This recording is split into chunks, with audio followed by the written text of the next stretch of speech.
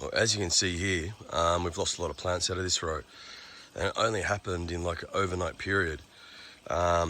We've had this bug before, but we had it in plague. It goes in and eat the roots, and you can't tell because we don't like spraying much until the leaves start to wilt, and then you know you've got to change the water, spray, and get into it. So we've lost, in total, those two back rows there were full. So we've only lost about, I don't know, 2,000 plants. But luckily, like rows like this, rows up the back there coming through and across behind the tomatoes, we do have it coming through, and for Christmas will be great, but I'd say for the next 2 weeks, I mean, we'll have enough for our Port Vila orders, but for the next 2 weeks, we're going to be a little bit out of stock. It's an absolute bastard, but that's just life being a farmer. But everything else now is looking healthy. I think we're on top of the problem. It's 4 days in a row now that we haven't lost anything. But at the same time, you know, being a farmer, it's not easy. And as you can see here, these ones weren't affected at all. All the ones up the back weren't affected at all. These ones coming through, and the pak choi here wasn't affected across. So we're just lucky. It was just one row, but they just seem to have got in and annihilated it. So, well, supply's down for a little bit. We will have tomatoes, capsicum, lettuce, mint, basil, parsley, everything coming through for Christmas. But, you know, over the next few weeks, it's going to be a little bit slow.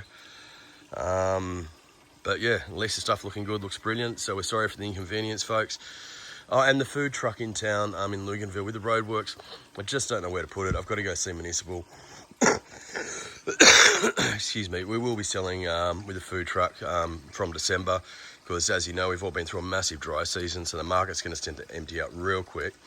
And we're one of the only people in northern Vanuatu that can produce fresh greens and tomatoes for that matter. So yeah, we look forward to support, and yeah, I wish they'd hurry up with the bloody roadworks, because yeah, while selling to Vila's one thing, we'd like to get back to our local market. That's the thing with farming in Vanuatu and any smaller farm around the world these days. You've got to have multiple revenue streams. So lucky for us, I don't know if you can see in the paddock, the coconuts are already starting to fall down quick. So the other end of this coconut grove, they're ready to start cutting again. And with the price at 90,000 Vatu a tonne, it does really help, especially with one aspect like the hydroponics is not doing too well.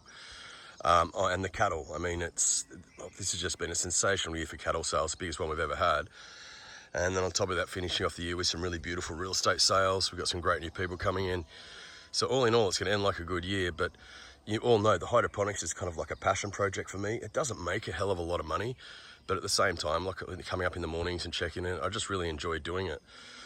So yeah, we're in full swing, but sadly one part of the farm's not working, but we've got 3 parts that are. So such is life. And good morning from Lapita Beach, and everybody have a great week, yeah? Ale.